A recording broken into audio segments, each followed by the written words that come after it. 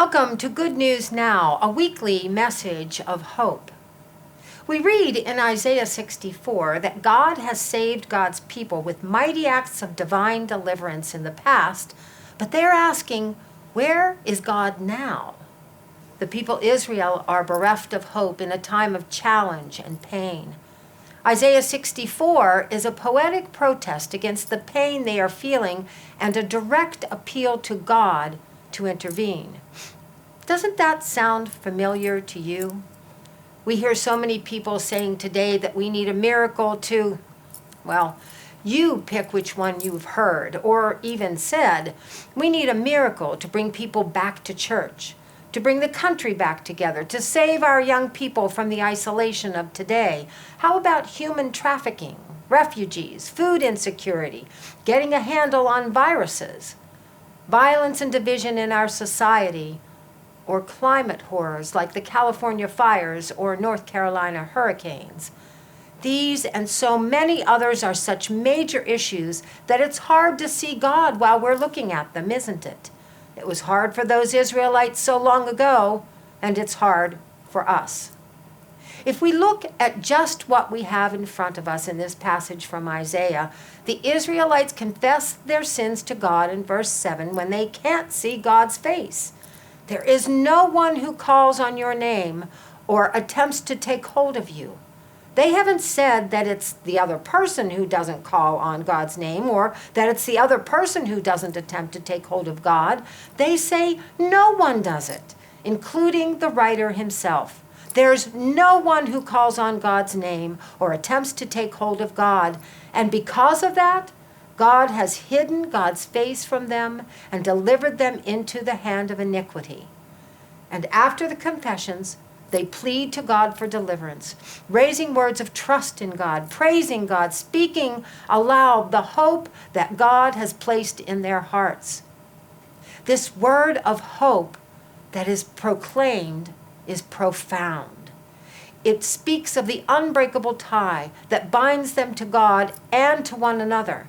You, O Lord, are our God. We are the clay, and you are our potter.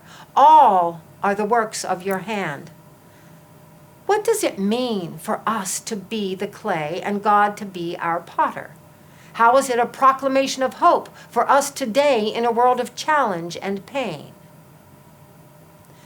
As we watch a potter lovingly caress the clay into the beautiful shape of a pot, it seems impossible that any potter would allow the creation to be in a position where it is broken by its circumstances.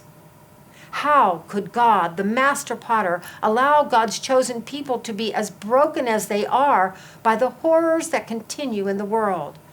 If God is truly all-powerful, why does pain continue? It's the plea of the created against seeming unreasonableness on the part of the Creator. Can the potter allow the work to be broken in pieces on which the potter has lavished utmost skill and care? Maybe that's why we have to be confronted with the horrors of today. I think it speaks of our need to be broken down before we will accept the hand of our master potter to build us back up.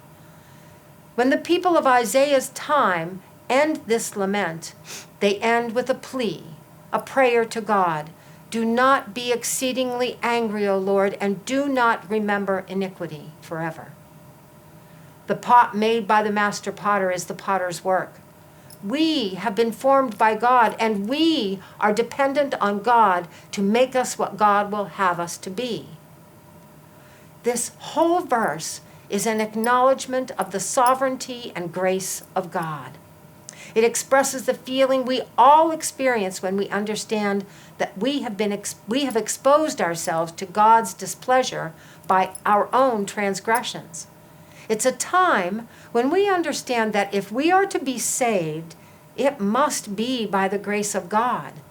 That's when we plead with God to mold us, make us, fill us, use us, and guide us at God's own will.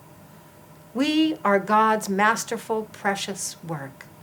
And when we have been taken to the lowest, darkest part of our lives, the broken places of humanity, God molds us into a new creation, filled with God's own heart and soul, as any master potter does. Yes, we are the clay, and God is the potter. And we plead to God, now consider we are all your people. Amen.